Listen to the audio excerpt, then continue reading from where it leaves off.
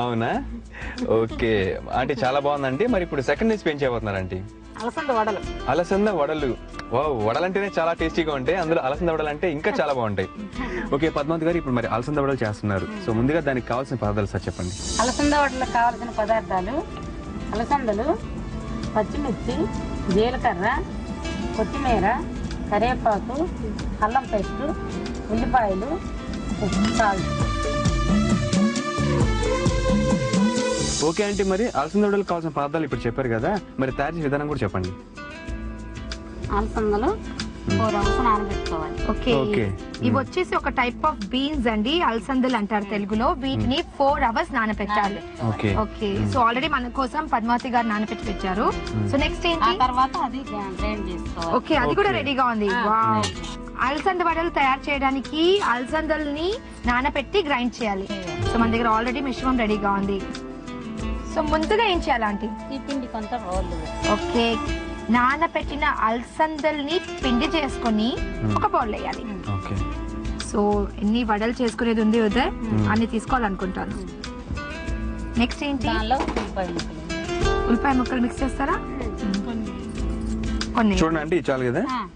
Okay, ఇంకా కొంచెం. అసలు కాస్ట్ అంటే ఇప్పుడు ఆనియన్స్ పండుగ రోజు కాస్టింగ్ చూసుకోకూడదు ఉదయ్, క్వాలిటీ చూసుకోవాలి. ఓకే, నెక్స్ట్ ఇన్ని పచ్చిమిర్చిలు వేయనా? ఓకే, పచ్చిమిర్చిలు. నెక్స్ట్ జీలకర్ర ఆంటీ, చాలు కదా. తగినంత కొత్తిమీర, సాల్ట్, తగినంత ఉప్పు, కొంచెం కరివేపాకు. ఇదేంటంటే అల్లం పేస్ట్. ఓకే, అల్లం పేస్ట్. వెల్లుల్లి వేయకూడదా అంటే? ఓకే, ఓన్లీ అల్లం పేస్ట్ మాత్రమే. ఓకే, సో లైట్ గా అల్లం పేస్ట్ అది మొత్తం కలుపుకోవాలి.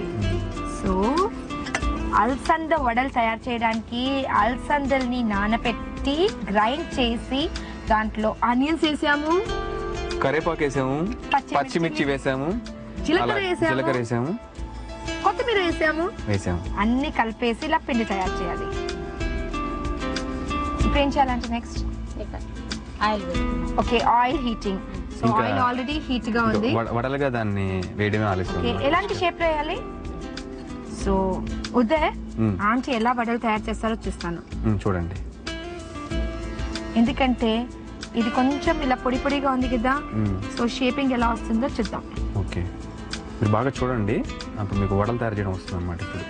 అప్పుడు ఉదయ్ నేను వచ్చేసి ఒక బండి పెట్టుకుందాం. అదే నిజమైన వడలు మనం హైదరాబాద్ లో చేసుకున్న తర్వాత.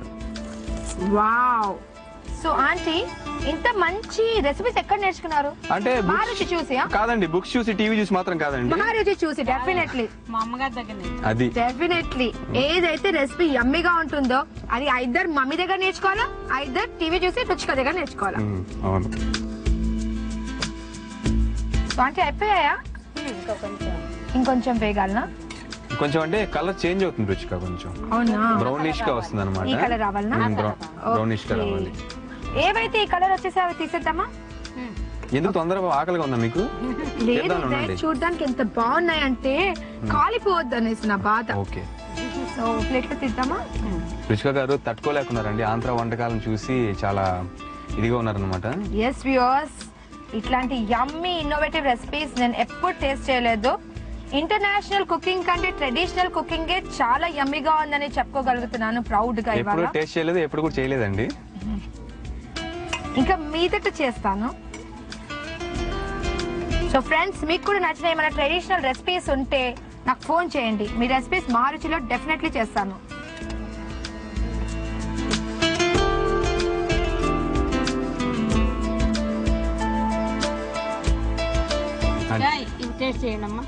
రెడీ అయిపోయాయండి.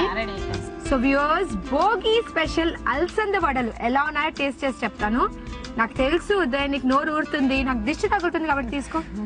థాంక్స్ అండి, అర్థం చేసుకున్నారు. నీకు ఒక్కటే తీసుకోమన్నాను, మొత్తం కాదు. మీరు కూడా టేస్ట్ చేయండి పద్మావతి గారు. మీరు సో వ్యూవర్స్, భోగి స్పెషల్ అలసంద వడలు ఎలా ఉన్నాయో టేస్ట్ చేసి చెప్తాను. ఉదయ్ నువ్వు కూడా టేస్ట్ చేయండి ముందు. ఎలా ఉన్నాయి? Simply outstanding. ఆంటీ అదిరిపోయా ఆంటీ.